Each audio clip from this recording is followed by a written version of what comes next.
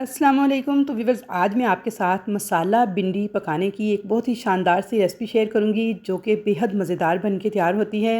तो सब्ज़ी अगर अच्छी बनी हुई हो तो गोश्त से ज़्यादा मज़ा देती है, और गर्मियों के इस मौसम में भिंडी जो है ये तो बहुत ही लाजवाब बन के तैयार होती है। तो वीडियो को लास्ट तक वॉच कीजिएगा। हर एक का अपना अपना तरीका होता है पकाने का, लेकिन मैं जिस तरीके से मसाला भिंडी बना के तैयार करती हूँ बेहद लजीज बन के तैयार होती है। रेसिपी अगर पसंद आए तो वीडियो को लाइक और ज़्यादा से ज़्यादा मिलने जुलने वालों से शेयर कीजिएगा। चैनल पर नए हैं तो सब्सक्राइब कर लीजिएगा और अच्छा सा एक कमेंट करके बताइएगा कि कैसी लगी आपको मेरी ये रेसिपी। तो चलिए जी रेसिपी देख लेते हैं। सबसे पहले मैंने 1 कप लिया है कुकिंग ऑयल। इसे थोड़ा गर्म करेंगे। और भिंडी मैंने ली है आधा किलो, जिसे मैंने धोने के बाद अच्छी तरह से पहले आपने ड्राई करना है। ड्राई करने के बाद आपने भिंडी के सिरे ऊपर नीचे से काट के इसे 3-3 4-4 टुकड़ों में काट लेना है, 1-1 इंच के। और पानी बिल्कुल नहीं होना चाहिए भिंडी के अंदर, इस बात का आपने ख़ास ख्याल रखना है। तो यहाँ पे अब मैंने भिंडी को खुश्क करने के बाद काट लिया था। अब मैं इसे फ्राई करूँगी। मीडियम फ्लेम पे आपने मुसलसल चम्मच चलाते हुए भिंडी को फ्राई करते जाना है, ताकि एक जैसी भिंडी फ्राई हो और इसमें से लेस ख़त्म हो जाए। तो बस लेस ख़त्म करने के लिए यही टिप है कि आपने भिंडी को अच्छी तरह से पहले ड्राई करना है धोने के बाद। उसके बाद आपने इसकी कटिंग करनी है और फिर आपने इसको फ्राई करना स्टार्ट करना है।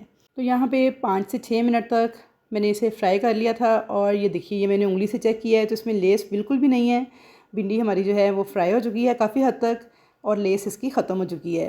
अब इस स्टेज पर आपने क्या करना है, इसके अंदर डाल देने हैं 4 से 5 मीडियम साइज़ के प्याज, जो कि इस तरह के मोटे कटे हुए होने चाहिए।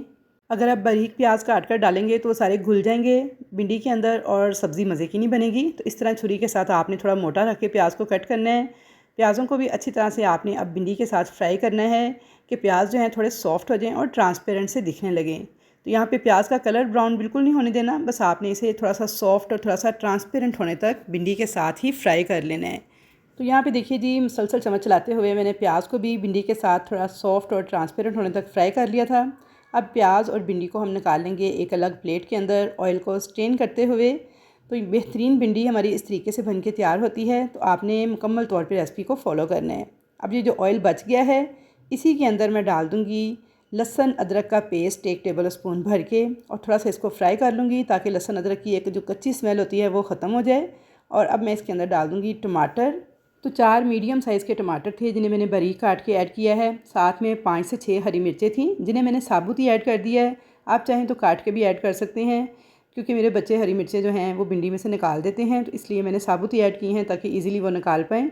थोड़ा सा मिक्स करने के बाद कवर करके 2 मिनट तक लो फ्लेम पे इसे पकने देंगे ताकि टमाटर जो हैं हमारे सॉफ्ट हो जाएं। तो यहाँ पे देखिए, मैंने इसे कवर करके 2 मिनट पकाया था लो फ्लेम पे। तो टमाटर जो हैं हमारे काफ़ी हद तक सॉफ्ट हो गए हैं। और ये देखिए, फ्लेम को लो ही रहने देंगे। अब इसके अंदर हम कुछ स्पाइसेस ऐड करेंगे। तो स्पाइसेस में देखिए जी, सबसे पहले मैं डालूँगी लाल मिर्च पाउडर 1 टेबल स्पून, नमक डाल दूँगी 1.5 टीस्पून। आप हस्बे ज़ायका नमक कम ज़्यादा ऐड कर सकते हैं। हल्दी डाल दूँगी 1 टीस्पून, और धनिया पाउडर डाल दूँगी 1 टेबल स्पून भर के। ज़ीरा पाउडर डालूँगी ½ टीस्पून। कुटी हुई लाल मिर्च डाल दूँगी 1 टीस्पून। और इन तमाम मसालों को 1 मिनट तक लो फ्लेम पे फ्राई कर लेंगे, भूनते हुए पका लेंगे। और अब इसके अंदर डाल देंगे दही आधा कप।